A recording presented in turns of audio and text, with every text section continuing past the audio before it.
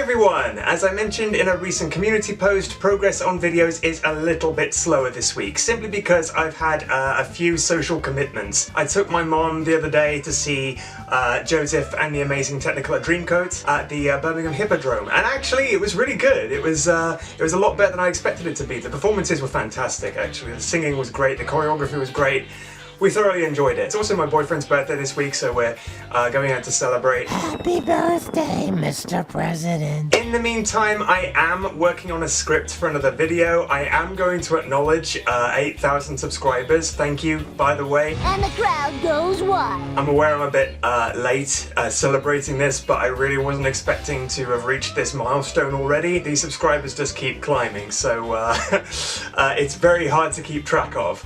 But I will acknowledge it. That's my intention anyway. The next video I'm working on, as you've probably guessed by now, it is another Simpsons hit and run video. Hey, King of the World! It might be the last one for a while. As I've said before, I don't want to turn a channel into a hit and run exclusive channel by any means. I love hit and run, other people love hit and run, so it just makes sense to cover it, and I love talking about it. So yeah, that's upcoming. Woohoo! But after this, I do actually want to focus on some more stuff that's a little more diverse, back to some old movie games. I actually want to cover some lengthier games, so if I disappear for weeks on end, it's possibly because I'm working on something pretty big.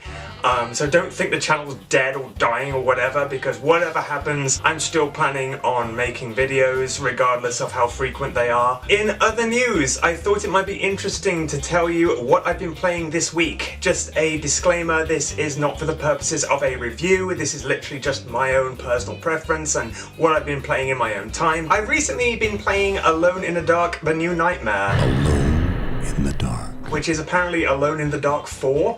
I've never played any other game from this franchise whatsoever. Having never played this before, I'm actually really impressed by it for the most part, but it's actually pissed me off this week, and I'll let you know why. I might be shelving the game for a while now because it's actually really aggravated me. First of all, what I do like about it is the use of light in the game. I actually think it's really progressive for its time. Graphically, I think it looks amazing. Considering this game came out in 2001, the use of light against enemies and just the fact that everything is pretty much pitch black unless you shine the torchlight on it, I think is fantastic.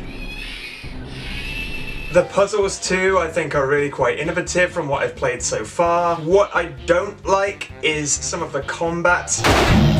I'm used to this kind of, I guess, tank control, but it's a bit janky. It's not just to do with the age of the game though. What I mean by this is the enemies will often block the corridors, they'll block the hallways.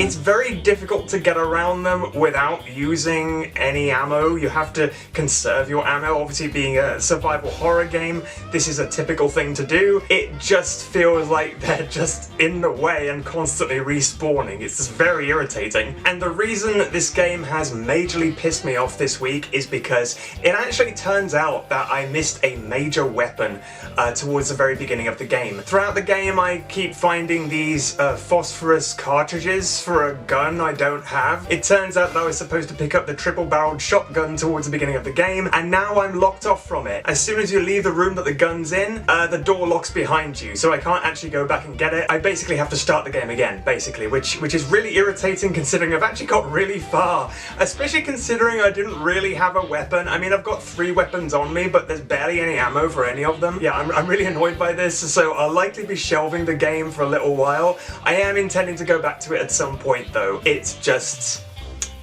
aggravated me.